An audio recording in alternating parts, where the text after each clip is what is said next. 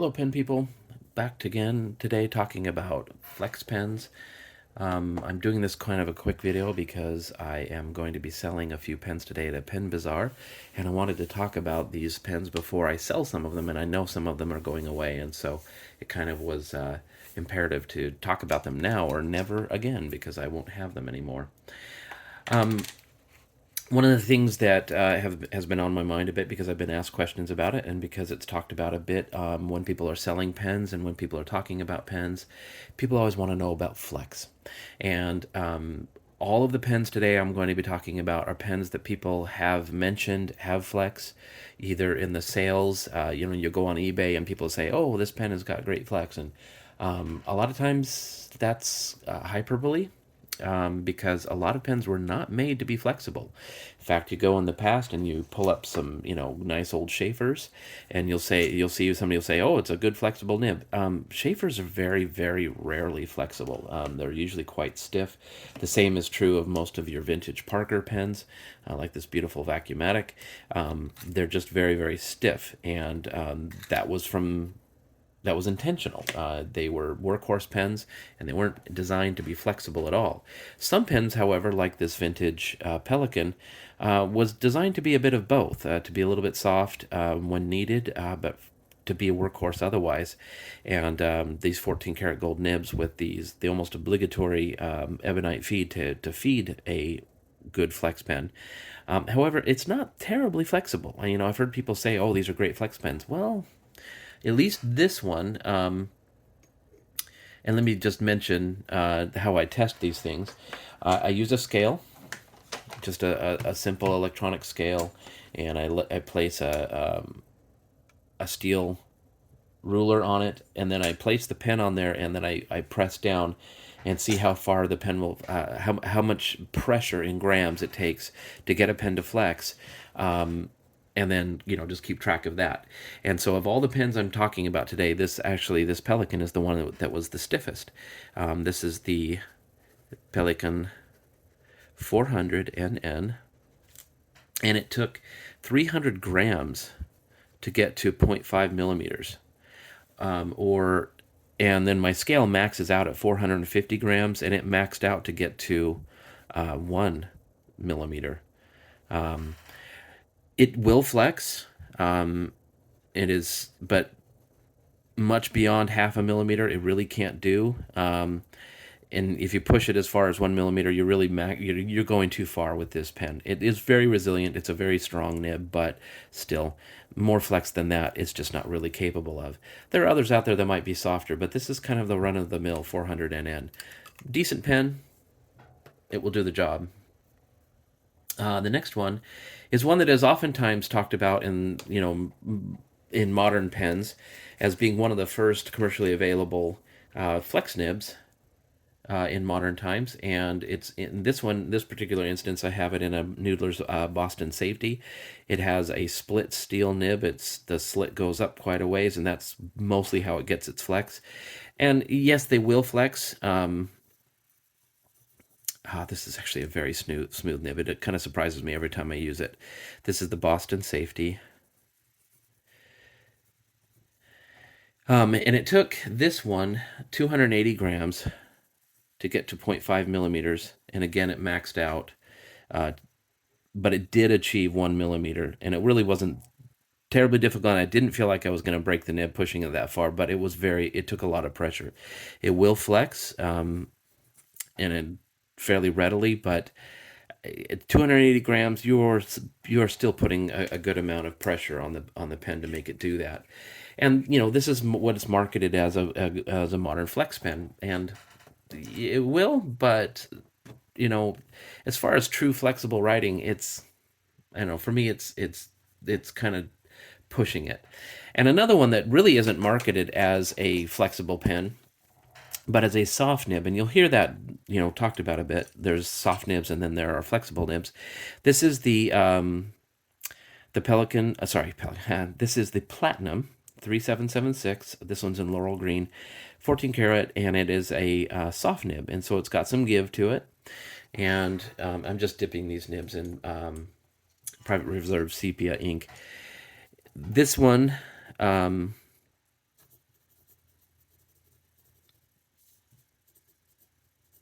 and this is the soft fine nib.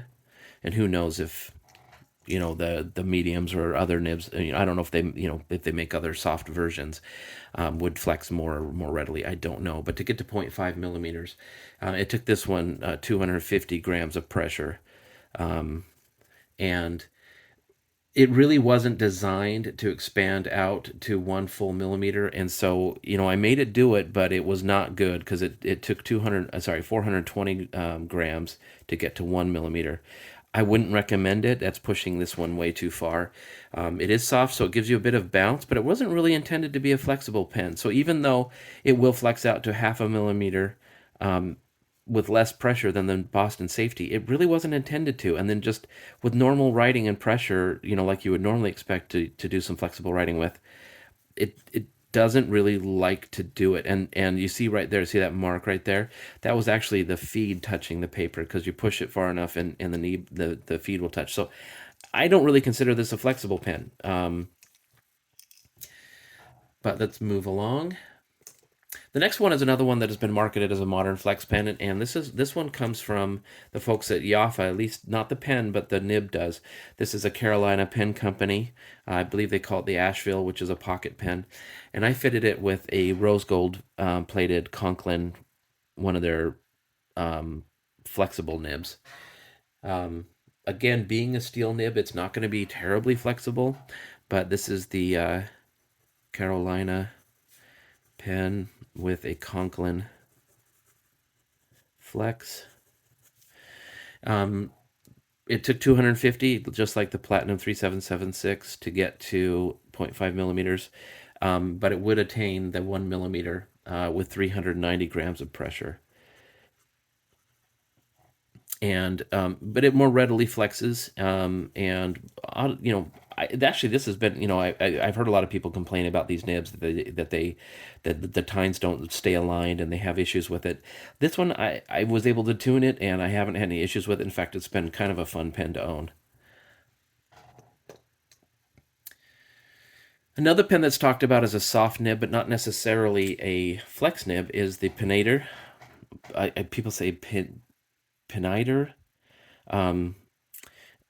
And it, this quill nib that's got the cutouts like the Conklin did, but it doesn't really flex apart. It just flex up and down. So it takes quite a bit of pressure to get it up to what we would, 0.5 millimeter and such.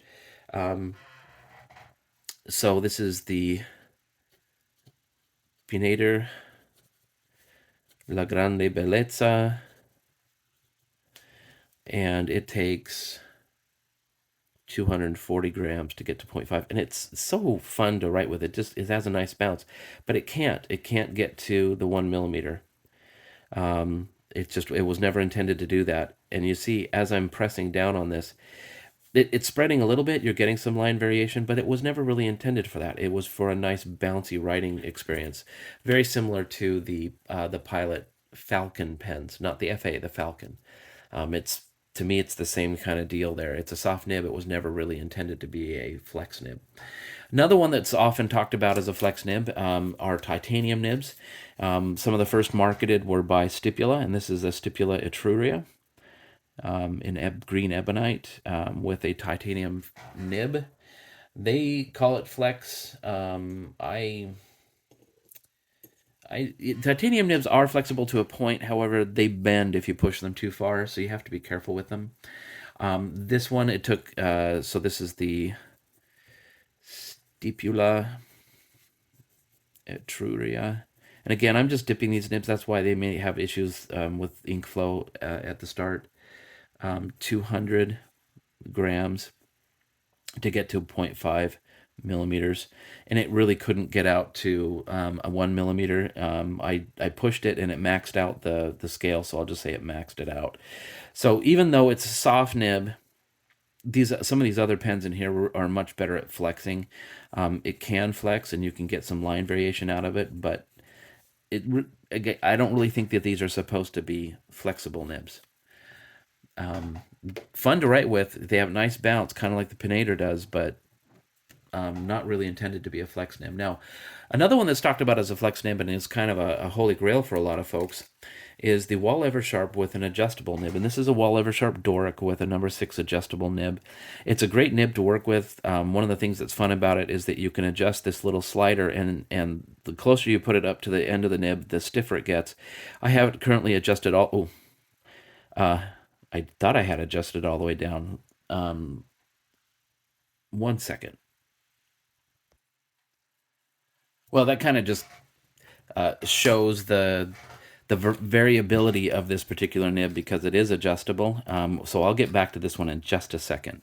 There's another pen that comes next, which is the custom Urushi by Pilot.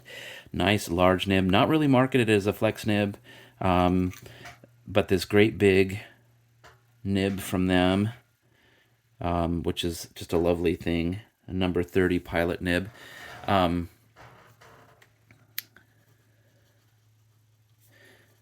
Oh, just an amazing writer.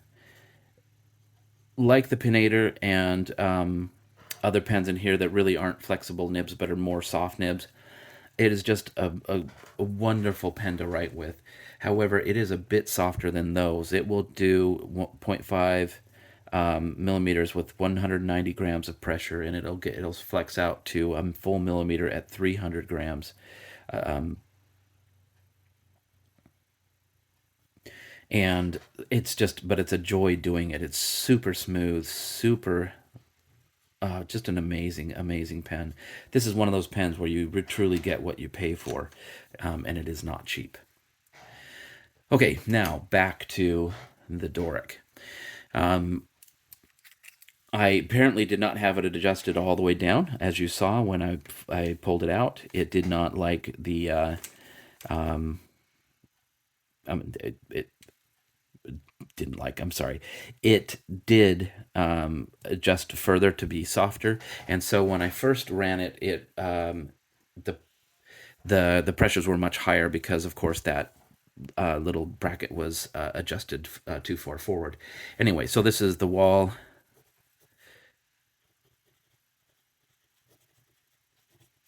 And this is the Doric. And this one took at the full adjustment all the way back. And even though this is marketed somewhat as a flexible nib, it still took 170 grams to get to 0.5 millimeters and 275 grams to get to 1 millimeter. It would do both of those, and it will flex out considerably, which is nice. But it is not as soft as some people may assume, but you can see you can get some good line variation out of it. It just takes more pressure than expected. In fact, it feels like it takes more pressure than the custom Urushi because it's just not as smooth as that custom Urushi nib is. Because the tip of the custom Urushi is just so smooth, it doesn't feel like you're giving as much pressure. So I mean, these almost could be swapped, like I almost did. It's just that in truth, these are the measurements. It was just a little bit easier to press out to the same measurements, which is what you would expect because this was kind of marketed as an adjustable nib that could flex or be stiff as you choose. The next one is another one that's marketed a lot as a flexible nib, modern flexible nib, but is made out of steel. Is the Fountain Pen Revolution flexible nib. This one is installed in a Gamma Supreme, which is a massive ebonite pen. We'll give it a little dip here, and this is the Gamma Supreme. It ran out of ink already.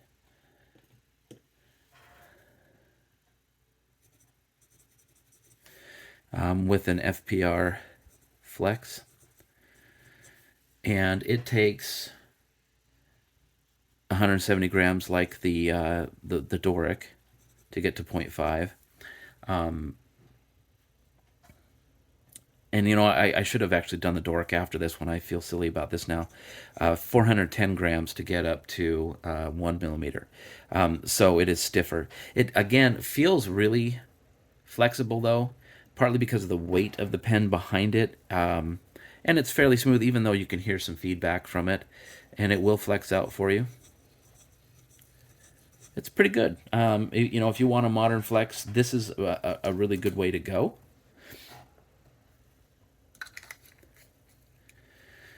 And a pen that isn't usually considered flexible is a Shaffer balance. And this is an early balance. You can see the flat ends on it. This is a Shaffer Junior. And I don't know if the reason it's flexible is because they used less gold in the nib and made it thinner. I just don't know. But this one actually does a decent amount of flex, which is kind of surprising. So this is a Shaffer Junior. Oh, and like I said, I'm just dipping these, not filling them. Oh, come on.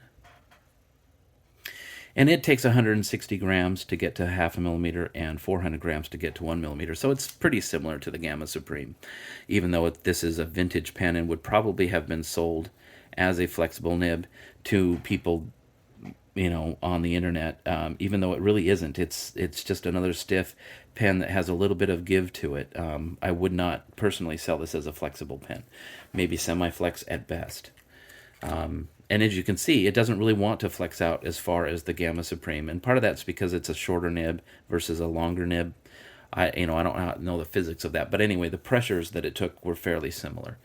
Now we get into the pens that I honestly, personally would call flexible nibs, and we're talking about some great vintage pens.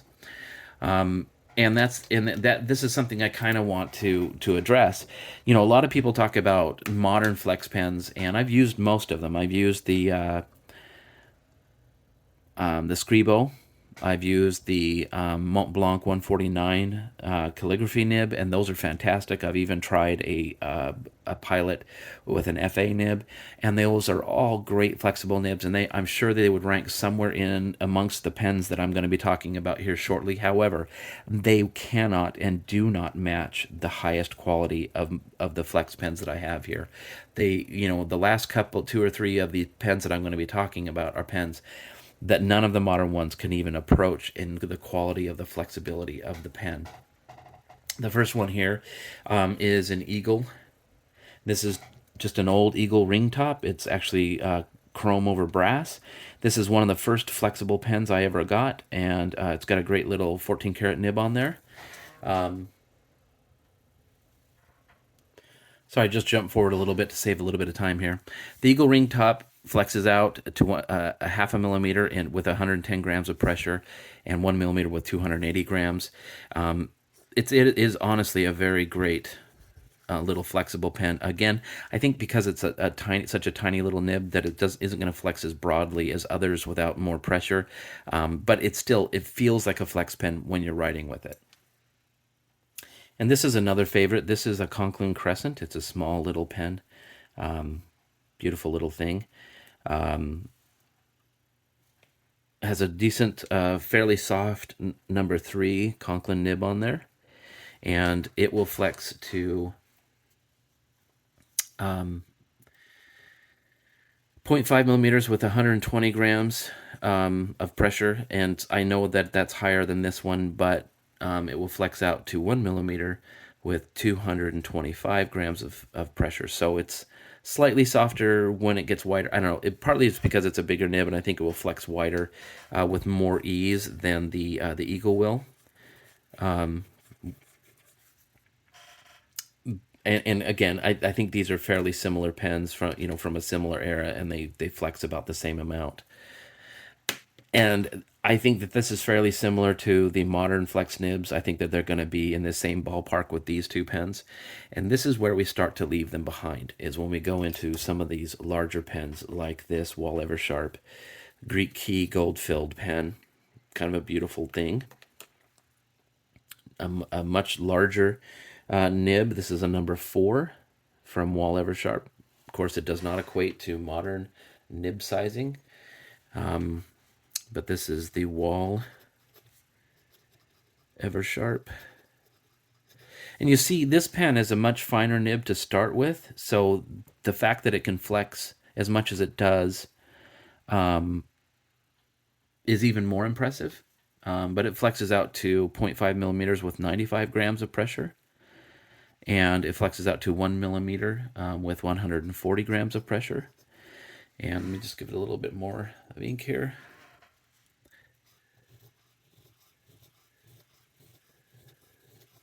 And it looks like the Crescent will flex farther than it does. It just does it with more pressure. Again, all of these things are fairly subjective, and just note that the way that I measure these things by pressure is really kind of not as empirical as it may seem. There's no way that this is something that has been lab tested or anything like that. It's just one way that I can try and show that these pens have some flexibility and rank them in some measure. This one will definitely flex a little bit better than the Conklin will. It's just kind of part of the feel. Now I'm going back to the modern pens here for a moment. This is a Desiderata. I think it's the Sobriquet, which, or maybe I got that wrong. This is the Dumka, sorry. This is the Dumka pen by Pierre at Desiderata Pens, and it is designed to take dip nibs, and this one has a Blue Dew stainless nib in it. Pierre makes his own ebonite feeds, and so these actually perform fairly well. And I put a Blue Dew nib in there because the other ones, the Zebra, the G nibs, which are usually put in these, are made out of carbon steel, and they will rust even though they're chromed or titanium plated. They will rust away to nothing. This Blue Dew nib is very similar to the Zebra G, but it is stainless, and so it will not rust. And this pen performs better than the Blue Dew pen does because of the ebonite feed and whatever wizardry that Pierre added to this pen. And it flexes out to a half a millimeter with 95 grams of pressure. It feels like less than the wall, but the scale said 95 as well. Oh my goodness! And I'm looking here and I'm seeing that I wrote the wrong numbers down here. The Desiderata flexes out to 1 millimeter with the 140 grams of pressure, which is just slightly more. This one should have said 320. So the Wall Eversharp flexes out to a half a millimeter softer than the Conklin does, but going out to 1 millimeter, it actually took more pressure, quite a bit more pressure than the Conklin, and that makes sense. Sorry about that. But this one, a lot of people say, if you want true flex, you need to get a dip nib, and that, is played out to be true here. I mean, look at that. Great. Dip nibs do flex. They flex like crazy, but they're scratchy. The Blue Dew is less scratchy than the Zebra G, which is another reason why I put it in here. But if you do want to experience vintage flex and not spend a ton of money trying to find one of these truly amazing old wet noodle type pens, this is a great way to go. So this one's more of kind of a caveat to these things because dip nibs have been with us since before the time of fountain pens, and they're still with us. But you can now put them in a fountain pen, which is something that's fairly new. Now the next one is a very unusual and rare pen. This is a Dunn pen, nice long thing here, and it is filled with this red pump handle. An unusual pen, all new seals in it. It's a great working pen, and it's got the Dunn number 2 nib in it, which is a great flex nib. So the Dunn pen does a lot of good flexing right off the bat. It'll do a half a millimeter of flex at just 80 grams of pressure. It'll flex out to 1 millimeter at 200. It wasn't really designed to be a large flexible nib, a wide flexing nib, but enough to be expressive, and it can do that all day long. Great ebonite feed and all of that. And that is kind of another thing I wanted to mention here. Before we get to the last pen of the bunch, you will find at times marketed by different retailers and on eBay, you can find a place where they sell the nib all by itself. And that's kind of a problem because a lot of these pens, to be able to work as well as they do, they have to have their matching feed. And I'm sure that the Dunn and this pen right here, the one that I really wanted to talk about because I know that it's going away, I've already sold it, is that they have to have that matching ebonite feed that comes from it, that is matched and fitted and set from the factory to be what it is, which is a fantastic flex pen. This is a Waterman number 14. They're marked on the back here. Probably can't see it there. Trying to rotate it. Number 14. It's a very thin pen. Early pens tended to be very thin. It has very few pieces. It is just a barrel with nothing inside of it. It's just a hollow barrel that's closed on one end. It has a section which screws in, and then it has a feed, and then it has a nib. So there's only four pieces here: the barrel, the section, the feed, and the nib. No filling mechanism. It's an eyedropper. There's no threads here because it's just a slip cap. And this slip cap, when I got it, actually had a really nasty crack coming up it. And so I added this brass ferrule on here to protect it.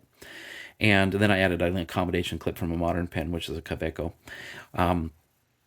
But the magic of this pen is in how it writes. And so this is the Waterman 14, and it is just a wonderful writing pen. It's hard to describe how beautifully this thing writes. It flexes out to a half a millimeter with just 50 grams of pressure, and it flexes to a 1 millimeter with just over 100 grams of pressure. It is what I think that a lot of people would call a wet noodle. If you write with it, if you write with a heavy hand, this pen will drive you crazy because it will just flex like crazy on you. It will and it just, I mean, it's almost like a paintbrush. And sorry, I just filled it, so it's going to take it a little while to do its magic when it just begins to flow effortlessly.